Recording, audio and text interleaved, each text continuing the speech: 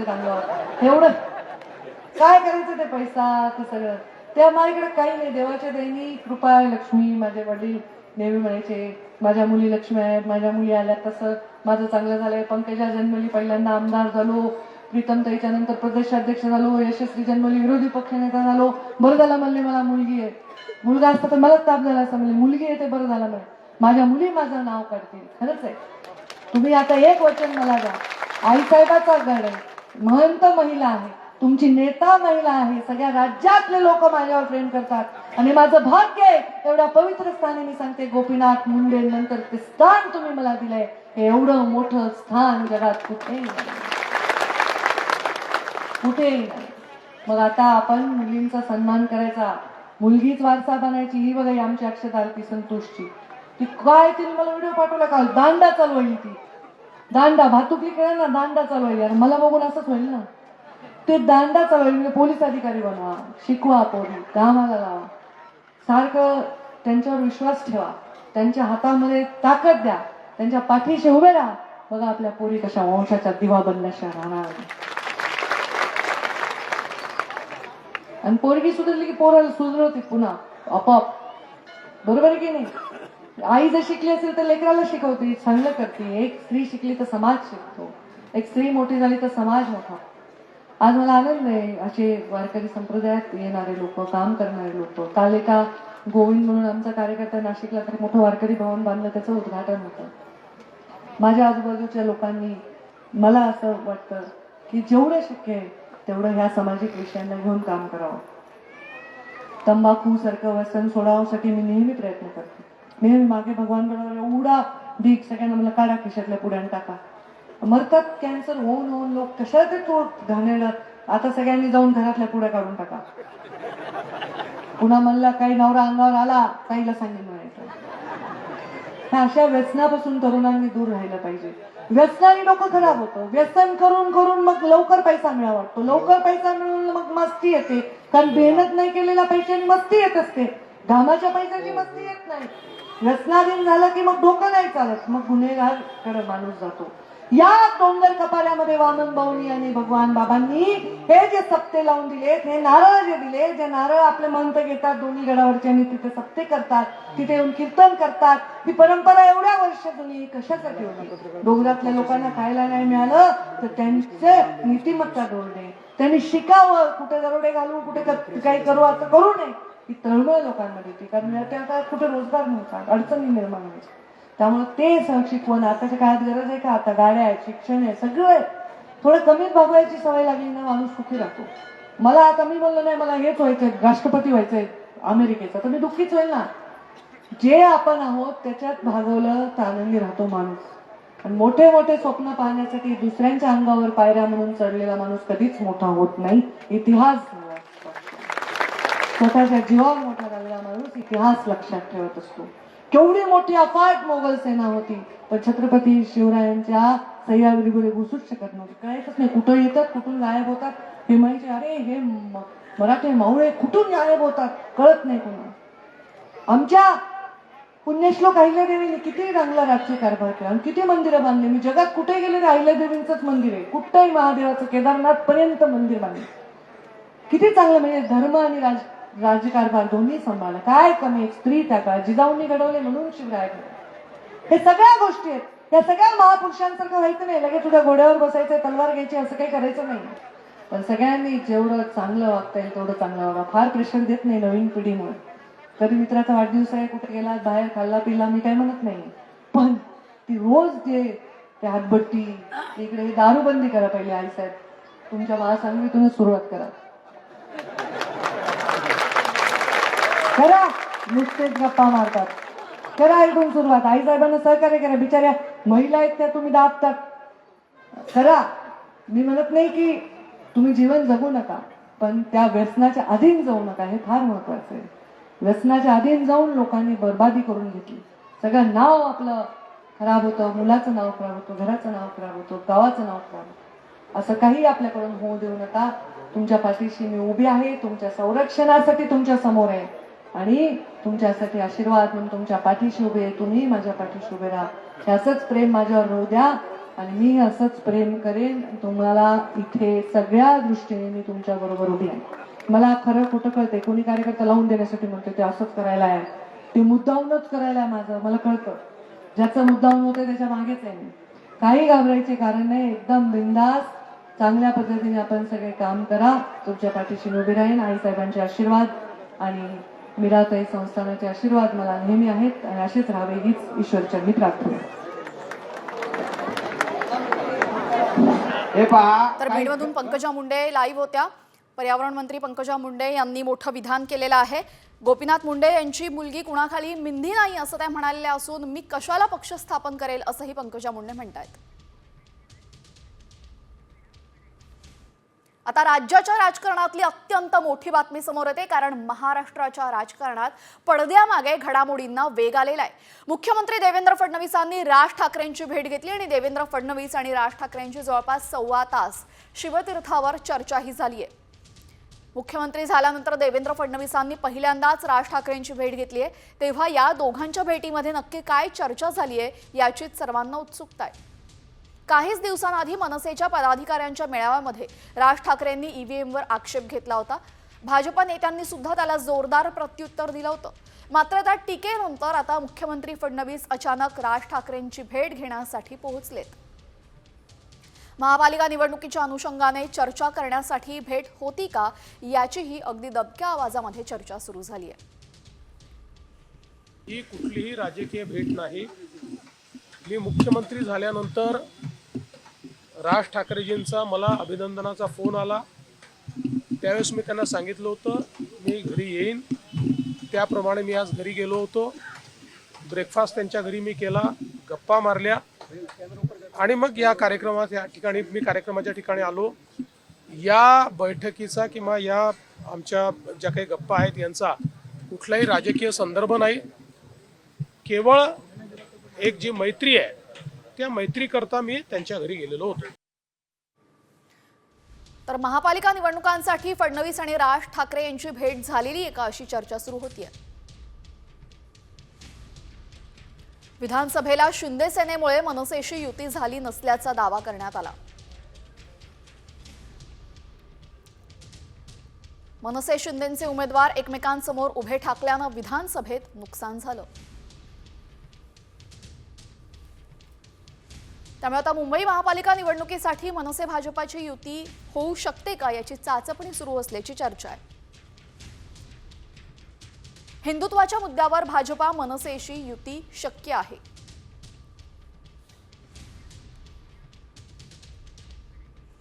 तर आता भाजप नेते सातत्याने राज ठाकरेंची भेट घेत आहेत आणि राज ठाकरे उद्धव ठाकरेंसोबत जातील अशी भीती भाजप नेत्यांना वाटते असा सवाल विचारला जातोय. वळूयात इतर बातम्यांकडे. तर मुख्यमंत्री देवेंद्र फडणवीस आणि राज ठाकरेंच्या भेटीची इनसाइड स्टोरी तुम्ही फक्त साम टीव्हीवर बघू शकता. राज ठाकरेंचे पुत्र अमित ठाकरे हे राज्यपाल नियुक्त आमदार होणार का याची आता चर्चा सुरू झाली आहे. कारण भाजपाच्या कोट्यातून अमित ठाकरे आमदार होतील अशी माहिती सूत्रांनी दिली आहे. विधानसभा निवडणुकीमध्ये अमित ठाकरे माहीममधून उभे राहिले होते, मात्र तिरंगी लढतीमध्ये त्यांचा पराभव झाला. आता अमित ठाकरे भाजपच्या कोट्यातून राज्यपाल नियुक्त आमदार होतील अशी माहिती सूत्रांनी दिली आहे.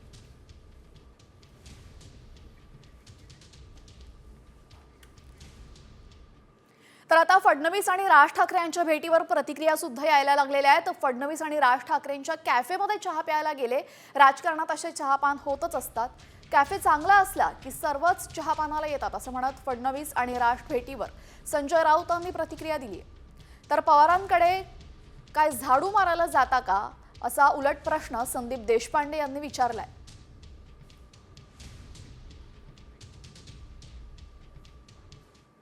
मी काय बघणार, कसं काय त्यात बघण्यासारखं काय आहे. राज ठाकरे यांनी शिवाजी पार्कला कॅफे खोललेलं एवढंच मला माहिती आहे. तिथे लोक चहा पानाला येत असतात सातत्यानं आणि तो सगळ्यांसाठी खुला आहे आणि चांगली गोष्ट आहे. राजकारणामध्ये असं चहापान होत असतं आणि एक चांगला कॅफे असेल तर लोक जात येत राहतात. लोकांनी छान नजारा समोर पाहायला मिळतो, बसायला जागा मिळते, उत्तम. तुम्ही मनसेचे तुम्ही मनसे तिकडे सगळे कॅफे कॉफी प्यायला जातात, कसं पाहता या ठिकाणी? संजय राऊत दुसरीकडे कुठे जातात ते मला वाटतं पवार साहेबांच्या बंगल्याच्या बाहेर झाडू मारायला जातात का. पवार साहेबांकडे कशाला जातात मग? झाडू मारायला जातात का संजय राऊत? तर राज ठाकरेंकडे आमदार नाही, खासदार नाही, तरीही भेटी होतात आणि याचा आमच्यावर काहीही परिणाम होणार नाही, अशी प्रतिक्रिया सामाजिक न्याय मंत्री आणि शिंदे सेनेचे नेते संजय शिरसाट यांनी दिलेली आहे.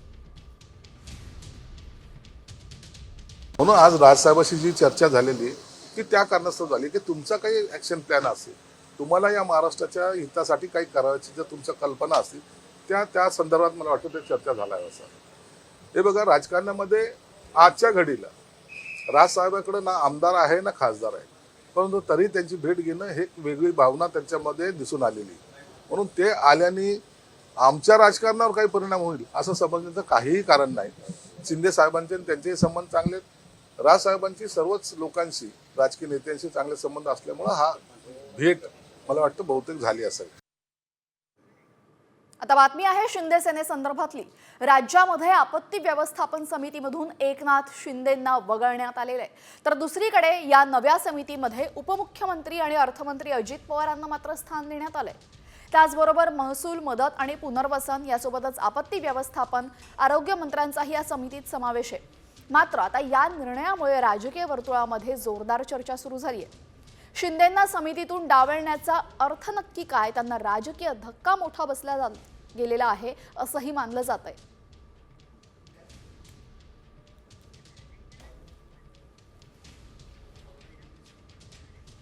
तर एकीकडे एकनाथ शिंदे यांना या समितीतून वगळण्यात आलेले, तर दुसरीकडे आजच फडणवीसांनी राज ठाकरेंची भेट घेतली आहे. त्यामुळे आता या राजकीय समीकरणांबाबत अनेक तर्कवितर्क लढवले जात आहेत. यानंतर वळूयात इतर बातम्यांकडे. यूट्यूबर रणवीर अलाहाबादियाच्या अडचणीमध्ये आता वाढ होण्याची शक्यता आहे. मुंबई पोलिसांकडून रणवीरची चौकशी सुरू झाली असून इंडियाज गॉट टॅलेंट शोमध्ये सहभागी झालेल्या रणवीरनं वादग्रस्त वक्तव्य केलं होतं. शोचा जज असलेल्या स्पर्धकाला अभद्र प्रश्न विचारला होता आणि या प्रश्नाची क्लिप व्हायरल झाल्यानंतर रणवीरवर टीकेची झोड उठली आहे. इंडियाज गॉट टॅलेंटमध्ये त्याने एक प्रश्न स्पर्धकाला विचारला आणि त्याने विचारलेल्या प्रश्नामुळे आता मोठा वादंग निर्माण झालेला आहे. दरम्यान आता मुंबई पोलिसांकडून रणवीरची चौकशी सुरू झालेली आहे. वादग्रस्त विधानाप्रकरणी रणवीरची चौकशी सुरू झाली असून तो अडचणीत येण्याची शक्यताही वर्तवली जाते.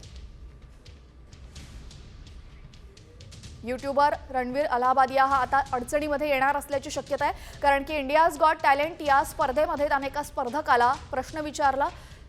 तो प्रश्न वादग्रस्त ठरला असून त्याची आता याच संदर्भात चौकशी होणार असल्याची माहिती समोर येते. या शोचा जज असलेल्या रणवीरने हा प्रश्न विचारला होता. या संदर्भात अधिक माहिती देतात आमचे प्रतिनिधी सचिन गाड. सचिन, काय अधिकची माहिती आहे? नक्कीच आपण बघतोय की एका पॉडकास्टमध्ये रणवीरने एक प्रश्न विचारला होता. या प्रश्नाची क्लिप समाज माध्यमांवरती व्हायरल झाल्यानंतर रणवीरवरती अध्यक्षाच्या आपण बघतोय की टीकेची झोड उठलेली होती. मुंबई पोलिसांनी तात्काळ तपासाला सुरुवात केली होती. ज्या स्टार एफ स्टुडिओमध्ये हा मालिका त्याचं रेकॉर्डिंग करण्यात आलं, चित्रीकरण करण्यात आलं, पोलिसांची टीम देखील दाखल झाली होती आणि टीकेची झोड उठलेली बघता पोलिसांनी चौकशी केलेली बघता आपण बघतोय की आता रणवीरने तात्काळ माफी देखील मागितलेली आहे. मात्र प्रकरण आता पोलीस या प्रकरणात पुढील काय कारवाई करतात, गुन्हा दाखल करतात हे पाहणं महत्त्वाचं आहे. जी नक्कीच, आता पोलीस यावर काय कारवाई करतात हे पाहणं महत्त्वाचं ठरेल. धन्यवाद सचिन आपण दिलेल्या माहितीबद्दल. तर या प्रश्नाची व्हिडिओ क्लिप आता व्हायरल झाल्यानंतर रणवीरवर नेटकऱ्यांनी टीकेची झोड उठवली आहे. त्यामुळे आता रणवीरची पोलिसांकडूनही चौकशी सुरू आहे. मुंबई पोलिसांकडून रणवीरला चौकशीसाठी बोलवण्यात आलं आणि चौकशी सुरू असून आता रणवीर मोठ्या अडचणीत सापडणार असल्याची शंका व्यक्त केली जाते. इंडियाज गॉट टॅलेंट या रियालिटी शोमध्ये त्याने एका स्पर्धकाला प्रश्न विचारला आणि त्या प्रश्नावरूनच मोठा वादंग निर्माण झालेला आहे. My comment wasn't just inappropriate, it wasn't even funny. Comedy is not my forte. I'm just here to say sorry. Many of you asked if this is how I wish to use my platform, and obviously this is not how I wish to use it. I'm not going to give any context or justification or reasoning behind whatever happened. I'm just here for an apology. I personally had a lapse in judgment. It wasn't cool on my part. The podcast is watched by people of all ages. Don't want to be the kind of person that takes that responsibility lightly. And family is the last thing that I would ever disrespect. Need to use this platform better. That's been my learning from this whole experience. I promise to just get better. I've asked the makers of the video to remove the insensitive sections from the video. And all I can say in the end is I'm sorry. I hope you can forgive me as a human being. तर या वादग्रस्त विधानाप्रकरणी त्यानं आता माफी सुद्धा मागितलेली आहे. पोलिसांकडनं त्याची चौकशीही करण्यात आली आणि त्याचमुळे आता रणवीरनं सार्वजनिकरित्या ही माफी मागितलेली. इंडियाज गॉट लेटेंट या शोमध्ये त्याने एका स्पर्धकाला हा प्रश्न विचारला होता. या प्रश्नाची व्हिडिओ क्लिप व्हायरल झाल्यानंतर नेटकऱ्यांनी सुद्धा मोठी टीका रणवीरवर केली होती आणि त्यानंतर आता रणवीरने माफी मागितलेली आहे. जानकारी मिली है, मैंने अभी तक उसको फर्स्ट हैंड देखा नहीं है, लेकिन बहुत भद्दे तरीके से कुछ चीजों को कहा गया है, प्रेजेंट किया गया है, ऐसा मुझे भी पता चला है, जो बिल्कुल गलत है. फ्रीडम ऑफ स्पीच सभी को है, लेकिन हमारी फ्रीडम वहाँ समाप्त हो जाती है जब हम किसी और के फ्रीडम पर इंक्रोच करते हैं, और इस प्रकार का इंक्रोचमेंट ठीक नहीं है. मुझे ऐसा लगता है कि अभिव्यक्ति इसकी भी कोई मर्यादाएं है. हमारे समाज में हमने अश्लीलता के भी कुछ नियम तैयार किए हैं. अगर उनको कोई पार करता है तो बहुत गलत बात है. अगर ऐसी कोई बात होती है तो उसके ऊपर कार्रवाई होती है. तर आता चौकशीनंतर रणवीरवर काही कारवाई होणार का हे पाहणं महत्त्वाचं ठरेल. यानंतर वळूयात इतर बातम्यांकडे. बातमी आहे राहुल सोलापूरकर यांच्या संदर्भातली. राहुल सोलापूरकर या अभिनेत्याच्या बेताल वक्तव्यांची मालिका काही केल्या संपत नाहीये. आधी छत्रपती शिवाजी महाराज आणि आता डॉक्टर बाबासाहेब आंबेडकर यांच्या विरोधात केलेल्या वक्तव्यानं राहुल सोलापूरकरांच्या अडचणीमध्ये वाढ झाली आहे. नेमका कोणता व्हिडिओ व्हायरल झालेला आहे पाहूयात या स्पेशल रिपोर्टमध्ये. डॉक्टर बाबासाहेब आंबेडकर ब्राह्मण.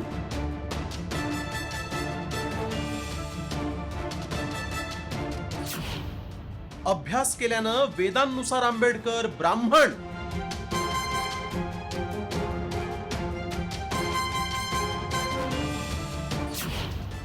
राहुल सोलापूरकर पुन्हा बरळले.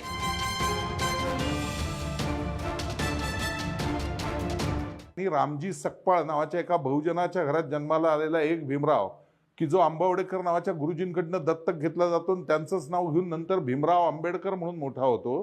त्यांनी प्रचंड अभ्यास केल्यामुळे वेदांमध्ये जसं म्हणलेलं आहे स ब्रह्म जानयती ती ब्राह्मण, हा म्हणजे अभ्यास करून सगळं तो मोठं झालेला आहे, तसं त्या अर्थाने भीमराव आंबेडकर ब्राह्मण ठरतात वेदांमध्ये. ऐकलं, अभिनेता राहुल सोलापूरकरांनी डॉक्टर बाबासाहेब आंबेडकरांबद्दल काय दावा केलाय? वेदांनुसार बाबासाहेब आंबेडकर हे ब्राह्मण असल्याचं विधान राहुल सोलापूरकरनं केलंय. हा दावा करतानाचा त्याचा एक व्हिडिओ आता व्हायरल झाला. आधी छत्रपती शिवाजी महाराज आणि आता डॉक्टर बाबासाहेब आंबेडकर. यामुळे सोलापूरकरची महापुरुषांबद्दलच्या वादग्रस्त वक्तव्यांची मालिका अखंड सुरू आहे. आग्र्याहून छत्रपती शिवाजी महाराजांनी लाच देऊन स्वतःची सुटका करून घेतली असं बेताल वक्तव्य सोलापूरकरनं केलं होतं. या वक्तव्याचे राज्यभरातही तीव्र पडसाद उमटले. हा वाद शांत होत नाही तोच याच सोलापूरकरनं मनुवादाची होळी करणाऱ्या आणि ब्राह्मणवादाविरोधात अखंड आयुष्य लढणाऱ्या डॉक्टर बाबासाहेबांना थेट ब्राह्मण ठरवलंय. याच मुलाखतीत बाबासाहेब आंबेडकरांचा राहुल सोलापूरकरनं एकेरी उल्लेखही केलाय. सकपाळ नावाच्या एका बहुजनाच्या घरात जन्माला आलेला एक भीमराव. हा व्हिडिओ व्हायरल झाल्यानं आता राहुल सोलापूरकरच्या विरोधात संतप्त प्रतिक्रिया उमटल्या आहेत. गप आपले शब्द मागे घे. शिवाजी महाराजांबद्दलचे मी मागे घे आणि यांच्याबद्दलही मागे घे. नाहीतर कोणी नाही मारलं तरी चालेल, पण मी तुला जोडणार, मी तुला मारणार. बाबासाहेबांचा आणि शिवाजी महाराजांचा अपमान आम्ही नाही सहन करणार. संविधान निर्माता महामानव डॉक्टर बाबासाहेब आंबेडकर यांच्याविषयी चुकीचं विधान केलं आहे. राहुल सोलापूरकरला मी सांगतो, लवकरात लवकर डॉक्टर बाबासाहेब आंबेडकरांबद्दल जे वक्तव्य केलं आहे याच्याबद्दल डॉक्टर बाबासाहेब आंबेडकर यांच्या बुटावर जाऊन नाक घासून माफी मागावी, अन्यथा याला मी राज्यभर फिरू देणार नाही. राहुल सोलापूरकरांची मस्ती जिरवण्यासाठी त्याला दिसेल तिथं तुडवा, त्याला पायातल्या चपलीनं त्याचं तोंड फोडा, त्याचं तोंड रंगवा.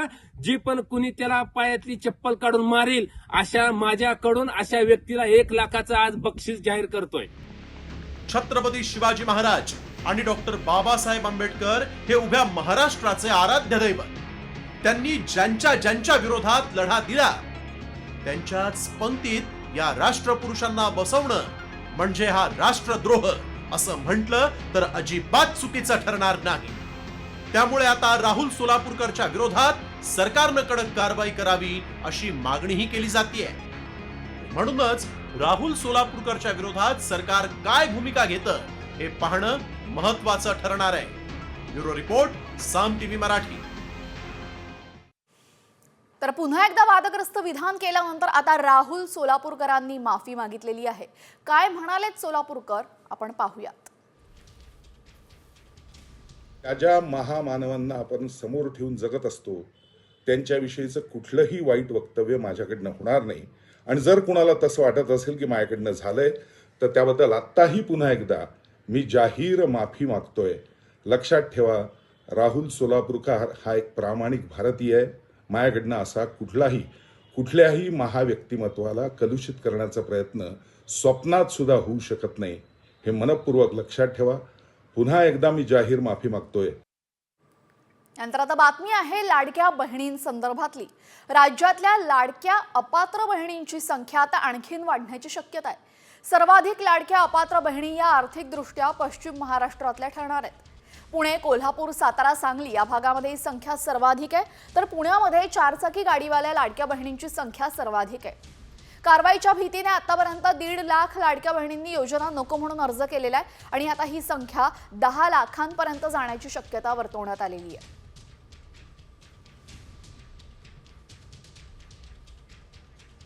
आता बातमी आहे नागपुरातून. नागपुरात 1000 पेक्षा जास्त लाडक्या बहिणी अपात्र ठरणार आहेत. निकषामध्ये न बसणाऱ्या लाडक्या बहिणींचे अर्ज रद्द केले जाणार आहेत.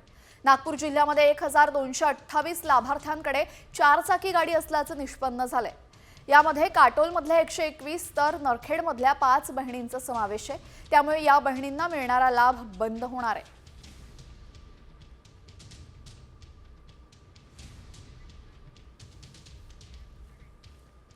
नंतर आता महत्त्वाच्या बातम्यांचा घेऊयात वेगवान आढावा टॉप 50च्या माध्यमातून.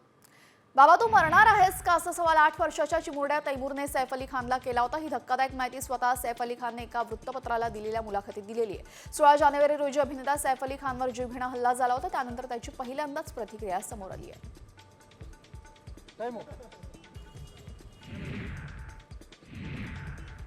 दिल्ली हत्याकांडातील पीडिता श्रद्धा वालकरच्या वडिलांचं मुंबईमध्ये हार्ट अटॅकने निधन झालं. मुलीच्या मृतदेहाच्या अवशेषांवर अंत्यसंस्कार करण्याची विकास यांची इच्छा मात्र अधुरीच राहिली आहे. कारण हे अवशेष पोलीस तपासातील पुरावा आहेत. त्यामुळे वालकरांना ते देण्यात आलेले नाहीत.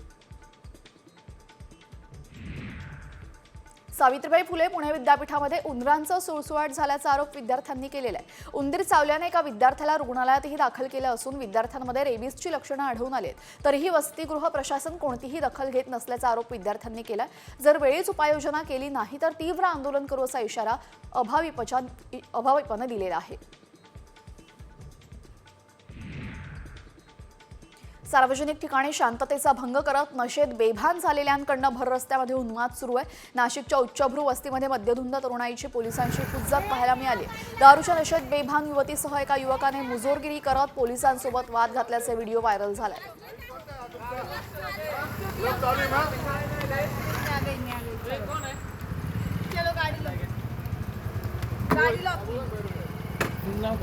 बॉयफ्रेंड है मेरा, क्या आता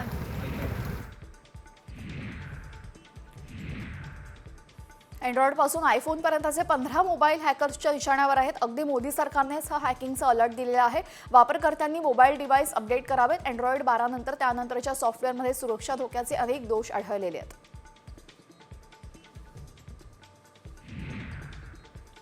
बॉम्बे हायकोर्टाच्या नामांतराची मागणी केली होती. बॉम्बे हायकोर्टाचे नामकरण महाराष्ट्र उच्च न्यायालय अशी करा अशी मागणी भाजपाचे माजी खासदार गोपाळ शेट्टी यांनी केली आहे. गोपाळ शेट्टी यांनी याबाबत केंद्रीय कायदा आणि न्याय राज्यमंत्री अर्जुन राम मेघवाल यांना पत्रही लिहिलंय.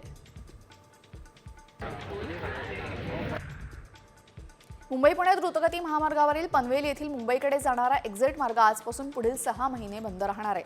कळंबोली सर्कलमधील बांधकामामुळे हा एक्झिट मार्ग पूर्णपणे बंद राहील. या मार्गावरून जाणारी वाहने कोनफाटा येथे पळसपे सर्कल मार्गे राष्ट्रीय महामार्ग 48 वर वळवली जाणार आहेत.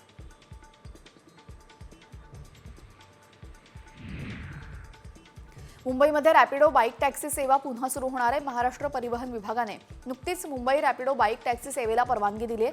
टॅक्सी संघटना आणि रिक्षा संघटनांनी रॅपिडोला विरोध केल्यानंतर काही काळ सेवा बंद होती. मंगळवारी कोकण रेल्वेवर ब्लॉक घेतला जाणार आहे। रोहा यार्डमधील अप मार्गावर ओव्हररायडिंग स्विच बदलाचं काम सुरू केलं जात आहे। त्यासाठी मध्य रेल्वेनं सकाळी 11 ते दुपारी 4 पर्यंत ब्लॉक घेतलाय। या काळामध्ये एक्सप्रेस उशिरानं धावणार आहेत।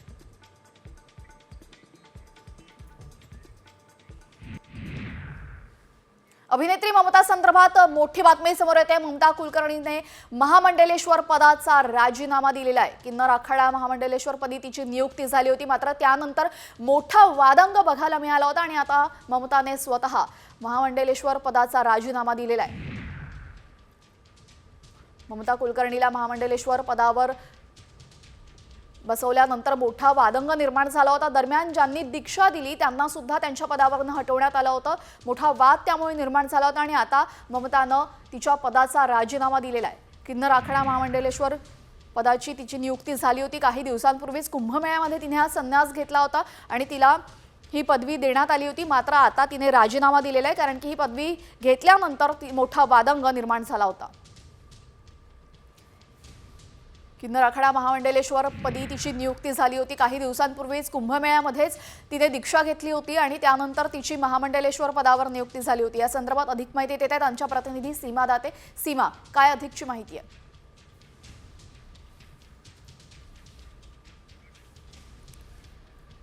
काही तांत्रिक कारणामुळे आपला संपर्क होऊ शकत नाहीये। महामंडलेश्वर पदाचा राजीनामा ममतानं दिलेला आहे, आताची मोठी बातमी आपण पाहतोय। या संदर्भात अधिक माहितीसाठी आमच्या प्रतिनिधी सीमा दाते आपल्यासोबत जोडल्या गेलेल्या आहेत। सीमा, राजीनामा दिलेला आहे, मोठा वादंग सुद्धा निर्माण झाला होता।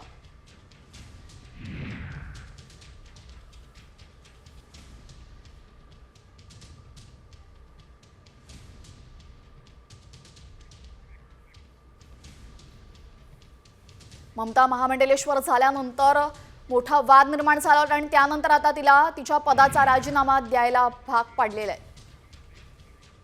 यानंतर आता राजकीय वर्तुळातून एक मोठी बातमी समोर येते। मिलिंद नार्वेकर सागर बंगल्यावर पोहोचलेले आहेत। फडणवीसांच्या भेटीसाठी नार्वेकर सागर बंगल्यावर पोहोचलेत।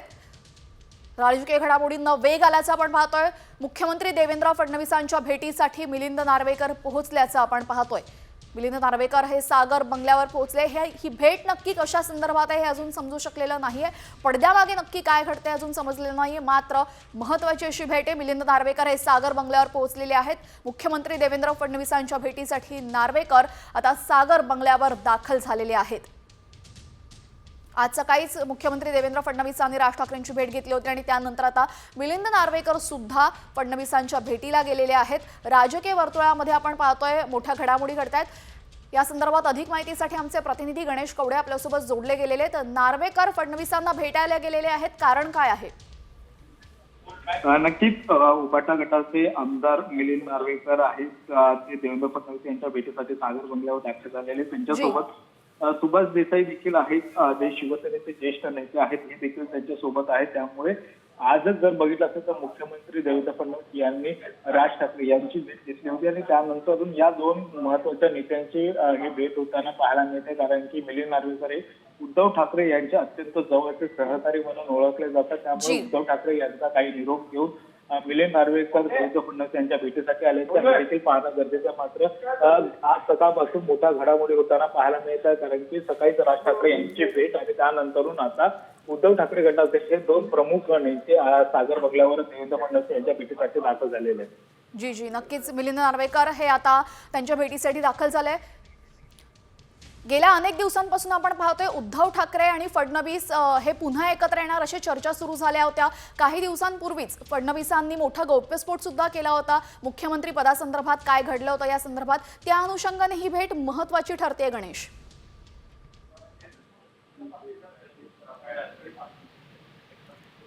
आपल्यापर्यंत माझा आवाज पोहोचतोय?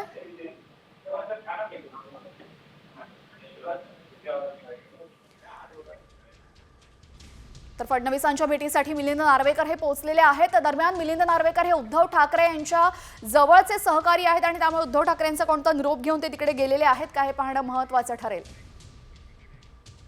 या सर्व राजकीय घडामोडींवर आपली बारीक नजर असणार आहे। तुर्तास आपण इतरही बातम्या पाहूयात वेगवान स्वरूपात। अलमट्टी धरणाच्या उंची वाढवण्यासंदर्भात कोणत्याच राज्याचा विरोध नाही असं उत्तर केंद्रीय जलशक्ती मंत्रालयाने संसदेत दिलेलं आहे. खासदार विशाल पाटील यांनी अलमट्टी धरणाची उंची वाढवली जाऊ नये अशी मागणी लोकसभेत केली होती आणि याच प्रश्नाचं उत्तर केंद्रीय जलशक्ती पाटील यांच्या सहीने देण्यात आलं. दरम्यान अलमट्टी धरणाची उंची वाढवण्यास जललवादाने मान्यता दिलेली आहे. भीमाशंकरची स्ट्रॉबेरी थेट दुबईच्या दरबारी पोहोचलेली. दुबईकरांनी भीमाशंकरच्या अर्धा किलो स्ट्रॉबेरीला 600 रुपये मोजल्याचा दावा केला जातोय. भीमाशंकरच्या आदिवासी पट्ट्यातील डोंगराळ भागातील 55 शेतकऱ्यांनी एकत्र येत स्ट्रॉबेरीची ग्रुप शेती केली आणि कृषी विभागानं शेतकऱ्यांना प्रशिक्षण देत स्ट्रॉबेरी शेतीसाठी अनुदानही दिलं होतं.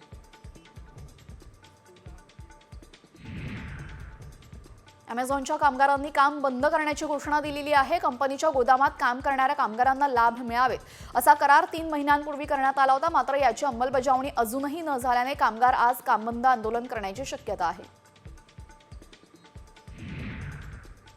सिंहगडावर रविवारी मधमाशांनी सुमारे 4 ते 5 पर्यटकांवर हल्ला केला. या हल्ल्यामध्ये एक तरुण बेशुद्ध झाला. त्याला स्थानिकांनी रुग्णालयात दाखल केलं.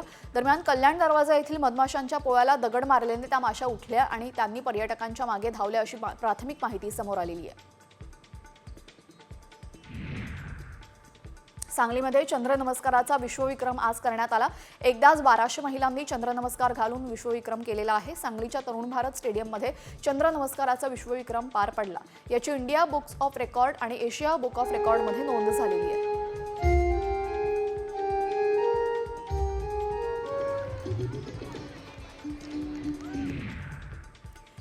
सांगलीच्या कुडलमध्ये ऐतिहासिक कुस्त्यांचे मैदान पार पडलं. महाराष्ट्र कुस्ती मैदानामध्ये पंजाबच्या गौरव मछवाडने पैलवान हर्ष सादगीर याला चितपट करत मानाची गदा पटकावलेली. कुंडलच्या यात्रेनिमित्त या कुस्ती मैदानाचं आयोजन करण्यात आलं होतं. यंदाचे हे 104वे वर्ष आहे.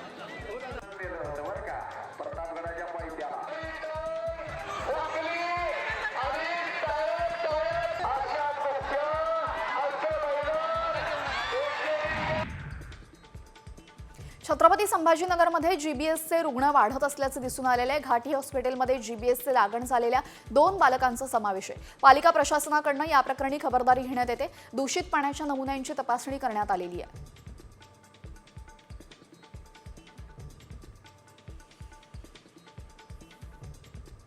प्रयागराजच्या महाकुंभमेळ्यात वाहतूक कोंडी पाहायला मिळते. 15 ते 30 किलोमीटरपर्यंत गाड्यांच्या लांबच लांब रांगा बघायला मिळतात. दिवस असो किंवा रात्र जिथे पाहावं तिथे वाहतूक कोंडीच दिसते. अगदी 20 मिनिटांचं अंतर पार करायला सुद्धा 2 ते 3 तास लागतात. प्रयागराज शहराभोवती 30 किलोमीटरपर्यंत वाहतूक कोंडीची परिस्थिती निर्माण झाली आहे.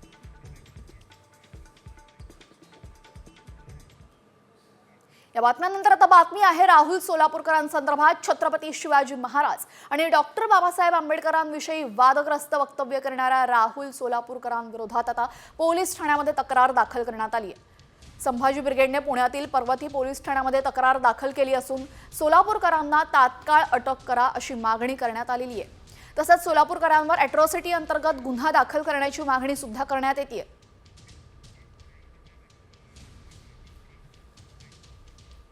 यानंतर आता महत्त्वाच्या राजकीय घडामोडींचा आढावा घेऊयात न्यूज पॉइंट 20च्या माध्यमातून. पंकजा मुंडे यांनी सांगितलं म्हणजे त्या लगेच नवा पक्ष काढणार नाहीत. त्या नवा पक्षाबद्दल विचार करत असतील तर विचार करायला हरकत नाही. याआधी ओबीसीचा मुद्दा घेऊन शिवसेनेतून बाहेर पडलो होतो असं छगन भुजबळ यांनी म्हटलेलं आहे. पर्यावरण मंत्री पंकजा मुंडेंनी एक मोठं विधान केलं होतं. आता त्यावर ठाकरे गटाचे खासदार संजय राऊतांनी प्रतिक्रिया दिलेली आहे. पंकजा मुंडेंनी नवा पक्ष काढावा, आमच्या त्यांना शुभेच्छा असतील असं राऊत म्हणाले. उद्धव ठाकरे आणि राज ठाकरे एकत्र येणार का असा प्रश्न ठाकरे फडणवीस भेटीनंतर उपस्थित होतोय. दोन्ही ठाकरे बंधूंनी एकत्र येणे ही काळाची गरज आहे असंही चाहत्यांचं म्हणणं आहे. तर पुण्यामध्ये उद्धव आणि राज ठाकरेंचे बॅनर्स लागल्यानंतर भाजपला भीती वाटते असा प्रश्नही उपस्थित होतोय. उद्योगमंत्री उदय सामंत यांनीच आपल्या सरकारच्या कारभाराबाबत नाराजी बोलून दाखवलेली आहे. उदय सामंतांच्या फाईल सीएमओमध्ये अडकल्यामुळे ते नाराज असल्याची माहिती सूत्रांनी दिली आहे. एमआयडीसी आणि उद्योग विभागाचे निर्णय परस्पर होतात, अधिकारी परस्पर कारभार बघतात असा आरोप उदय सामंतांनी या पत्रातून केल्याचं समजतंय. भाजपा शिंदेंना रोज नवनवीन धक्के देते. आपत्ती व्यवस्थापन समितीवर फडणवीस आणि अजित पवारांची वर्णी लागली, मात्र शिंदेंना या समितीमध्ये स्थान मिळालं नाही. शिंदेंवर ओढावलेल्या या आपत्तीतून उदय सामंत सारख्या सक्षम शिलेदारांनी खरं तर बाहेर काढायला हवं असा टोलाही यावेळेस अंधारेंनी लगावलाय. सिंधुदुर्गच्या कुडाळमधील झाराप 0 पॉईंटवर 12 फेब्रुवारीला एकत्र येण्याचं आवाहन आमदार निलेश राणे यांनी केलेलं आहे. हिंदू बांधवांना त्यांनी हे आवाहन केलं असून त्या ठिकाणी पर्यटकाला मारहाण करण्यात आली होती आणि या पार्श्वभूमीवर निलेश राणेंनी हे आवाहन केलेलं आहे. मुख्यमंत्री देवेंद्र फडणवीस झाल्यानंतर अजित पवारांनी त्यांना सुरू केलेलं वॉर रूम थंडवलेलं आहे. एकनाथ शिंदे मुख्यमंत्रीपदी असताना उपमुख्यमंत्री अजित पवार यांनी वॉर रूम सुरू केली होती. राज्यातील पायाभूत सुविधा, रस्ते, सिंचन या कामांवर वॉर रूमच्या माध्यमातून नियंत्रण आणि देखरेख ठेवली जाते. महाराष्ट्रात 150 लाख टन धान्याचं उत्पादन होतं, मात्र साठवण क्षमता 50 लाख टन नाही. त्यासाठी सहकार मंत्र्यांनी पुढे येऊन नवीन धोरण आणावं असं मत जलसंपदा मंत्री राधाकृष्ण विखे पाटील यांनी व्यक्त केलेलं आहे. उपमुख्यमंत्री एकनाथ शिंदेंनी शिरीष महाजन मोरेंचं 32 लाखांचं कर्ज फेडलेलं आहे. आर्थिक विवंचनेतून शिरीष महाजन मोरेंनी आत्महत्या केली आणि कुटुंबावर दुःखाचा डोंगर कोसळला. संपूर्ण आयुष्य समाजकार्यासाठी अर्पण करणाऱ्या शिरीष महाजनांसाठी एकनाथ शिंदे यांनी हे मोठं पाऊल उचललेलं आहे. दिल्लीच्या मुख्यमंत्र्यांचा शपथविधी मोदींच्या अमेरिका दौऱ्यानंतर होणार असल्याची माहिती मिळते. परवेश वर्मा तसंच दिल्ली भाजपाचे माजी प्रदेशाध्यक्ष सतीश उपाध्याय यांची नावं मुख्यमंत्रीपदासाठी चर्चेत आहेत. मोदींचा दौरा आटोपल्यानंतर शपथविधी सोहळा होणार आहे.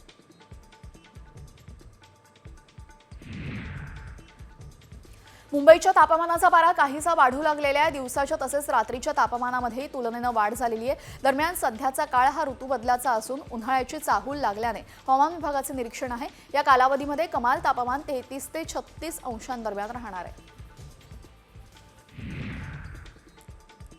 लातूरमध्ये सोयाबीन हमीभाव खरेदी केंद्र तात्काळ सुरू करावं या मागणीसाठी लातूरच्या निलंगा शहरामध्ये शिवसेना ठाकरे गटाच्या कार्यकर्त्यांनी टॉवरवर चढून शोले स्टाईल आंदोलन केलेलं आहे. जिल्ह्यातील अनेक शेतकरी सोयाबीन हमीभाव विक्रीपासून वंचित राहिलेले आहेत. त्यामुळे तात्काळ सोयाबीन हमीभाव खरेदी केंद्र सुरू करण्याची मागणी यावेळेस करण्यात आलेली आहे.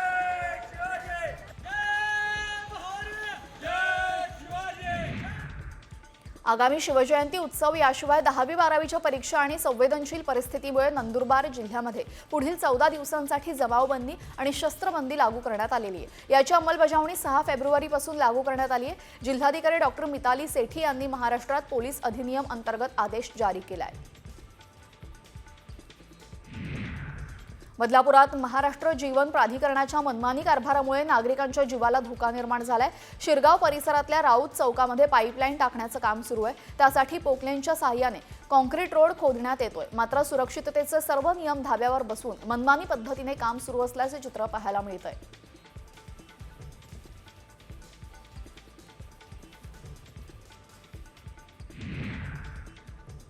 शेतीसाठी उजनी धरणातून 4 जानेवारीला सोडलेलं पाणी 15 फेब्रुवारीला बंद होणार आहे. आता या धरणामध्ये उपयुक्त साठा 36.40 TMC पर्यंत आहे. सोलापूर शहराला पाणीपुरवठा करणाऱ्या औज बंधाऱ्यामध्ये यापूर्वी डिसेंबरच्या आधी सोडलेलं पाणी संपलं असून सध्या 20 दिवस पुरेल इतकंच पाणी बंधाऱ्यामध्ये शिल्लक आहे.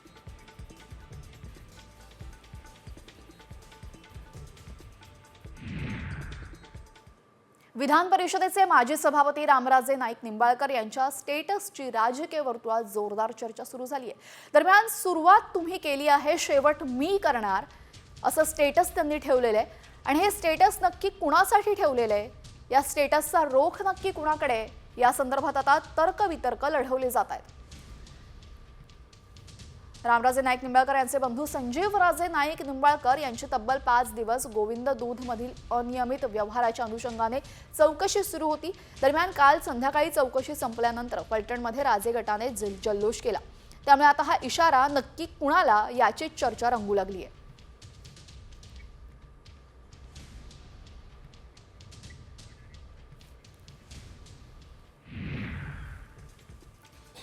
बाहेरून पिझ्झा मागवल्यामुळे 4 विद्यार्थिनींना वसतिगृहाबाहेर काढल्याची माहिती चुकीची आहे. त्यांना समज देण्यासाठी फक्त नोटीस पाठवण्यात आली असं स्पष्टीकरण पुण्यातले समाज कल्याण विभागाचे सहाय्यक आयुक्त विशाल लोढेंनी दिलेली आहे.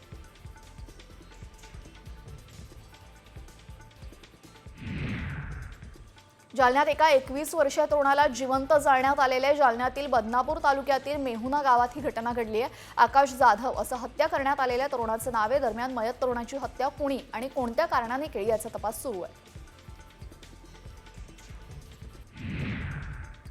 नाशिकची सिटीलिंक बस खड्ड्यात आदळल्याने प्रवाशाचा मृत्यू झालेला आहे. पोटात मार बसल्याने प्रवाशाचा मृत्यू झाल्याची बातमी आहे.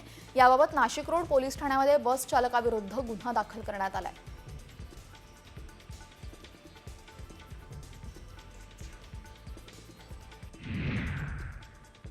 नवी मुंबईतील पाम बीच मार्गावर दुचाकी स्वाराचा भीषण अपघात झालाय. सीवूड सिग्नलजवळ वाशीला जाणाऱ्या लेनवर ही घटना घडली. दुचाकी वेगात असल्याने नियंत्रण सुटून दुचाकी टेम्पोला जाऊन धडकली. अपघातामध्ये एका वाहनाचा डॅश कॅममध्ये कैद झालेला आहे.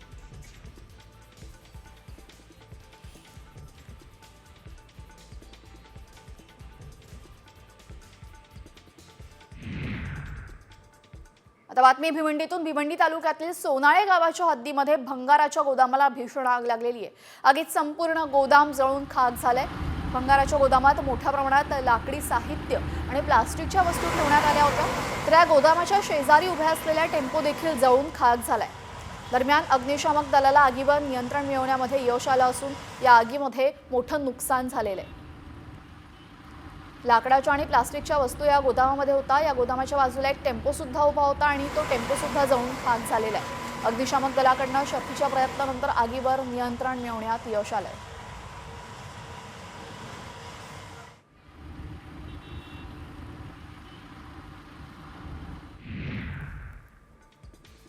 नांदेड शहरातील गुरुद्वारा परिसरातील गोळीबारामध्ये 2 जण जखमी झालेले. 3 ते 4 जणांनी हा गोळीबार केलेला आहे. गोळीबार नेमका कशामुळे झाला आणि आरोपी कोण होते हे अद्याप स्पष्ट झालं नसून लवकरच या घटनेचा तपास केला जाईल असे जिल्हा पोलीस अधीक्षक अविनाश कुमार यांनी सांगितलंय.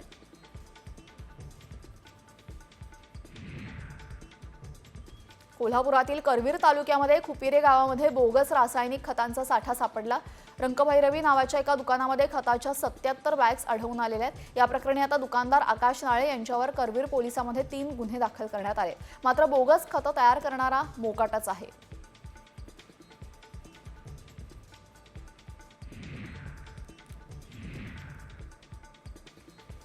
नागपूरच्या नंदनवन पोलिसांनी शाळकरी मुलींची छेडछाड करणाऱ्या आरोपीला अटक केलेली आहे. दुकानाचं शटर दुरुस्त करण्यासाठी आरोपी आला होता. तो वरचेवर येऊन खरेदी करणाऱ्या मुलींची छेडछाड करायचा. शाळा प्रशासनाने या संदर्भात पोलिसात तक्रार दिली असता आरोपीला अटक करण्यात आली आहे.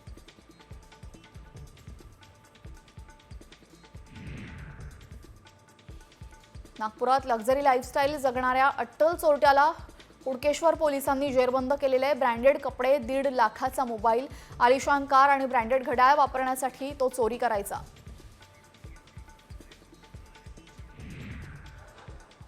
पण एका बाजूला डुबकी मारल्यानंतर मला आज गणपती मंडळाच्या अध्यक्षांचं एक पत्र आलेलं आहे